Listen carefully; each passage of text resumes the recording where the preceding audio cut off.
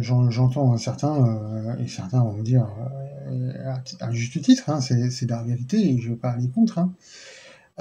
Oui, mais tu sais, Stéphane, il y a un problème, c'est l'argent, il nous faut l'argent. Donc, le boulot alimentaire, c'est l'argent, c'est la sûreté de l'emploi, machin, truc bidule. Ok, j'entends. J'entends. Mais ça, oui, moi, je pars d'un principe fondamental.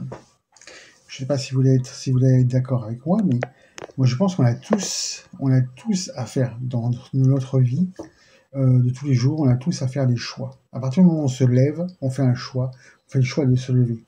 Et après, dans la journée, il y a tout un cursus de choix. Donc, quand on me dit aujourd'hui, j'ai pas le choix, bah si. Le fait de dire j'ai pas le choix, c'est déjà un choix. Voilà. Donc, on a tous des choix. Et ça, d'ailleurs, j'en avais dit un peu sur une chaîne, sur ma chaîne YouTube. Ceci étant dit, on ne veut pas se dire qu'on a des choix parce que ça permet de mettre ça sur la faute de l'autre, en fait. Mais en fait, ce qu'on reproche à l'autre, c'est ce qu'on reproche à soi. Donc, quand on me dit, moi, personnellement, les gens viennent me dire, entre guillemets, je vais être un peu vulgaire, mais il m'a baissé la gueule, etc., etc., bah, quelque part, tu l'as cherché. Donc, je dirais que tu trouves un peu ce que tu cherches, parce que dans ta vie, tous les jours, tu as des choix à faire. Et personne, je dis bien personne, ne pourra me dire le contraire. Et ça, qu'on le veuille, qu'on le veuille pas, si on a des choix dans la vie, tous les jours, toutes les heures, toutes les minutes, on a des choix. Cette petite vidéo pour compléter ce qu'a dit récemment Stéphane Foustoul, que j'ai beaucoup apprécié sur la notion de choix. Effectivement, quand on prétend qu'on n'a pas le choix, en général, c'est surtout qu'on veut remettre à l'extérieur des choses qu'on ne veut pas voir en soi, en particulier ses propres peurs, ses limitations.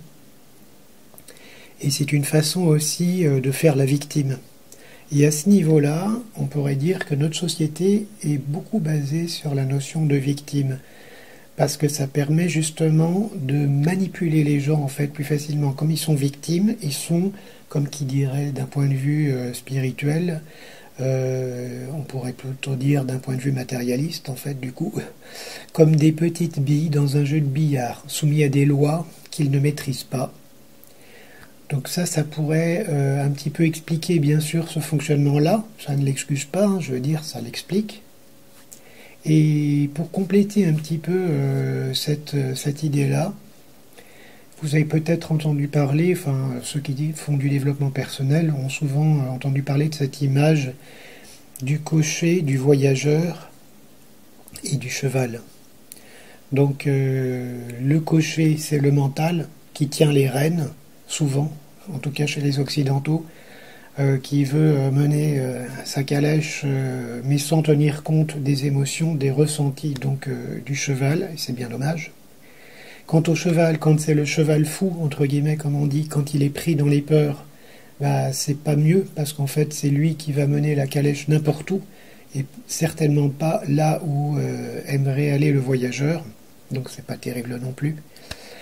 Et en fait, nous avons un petit peu à prendre en compte ces trois parties, qui sont en fait trois parties de nous-mêmes, qui sont donc une partie incarnée, une partie qui est, on pourrait dire, l'âme, qui est le voyageur donc principal, celui qui est témoin de tout ce qui se passe, et la partie mentale, qui est donc notre cerveau, hein, essentiellement, notre ego, qui lui a été conditionné, qui est lié aussi donc non seulement à nos croyances, mais également tout ce que nous avons emmagasiné comme casquette et aussi comme carapace, qui sont souvent des protections qui étaient liées à des peurs en fait. Pour pouvoir faire face à des peurs, il y a des mécanismes de protection qui font qu'on a un certain nombre de réflexes conditionnés en fait. On a pris un modèle, on a remarqué que dans telle et telle situation, les parents entre guillemets adultes se comportaient de telle manière, et donc on a pris ce schéma-là en se disant tiens ben voilà, c'est une bonne protection, une bonne façon d'être. Donc la façon d'être victime est une justement des protections quand on ressent de fortes peurs. Donc c'est pas pour excuser encore une fois, c'est pour expliquer un petit peu ce mécanisme. Et donc ce que je voulais dire pour ma part, c'est qu'on a finalement à prendre en compte ces trois parties de nous-mêmes.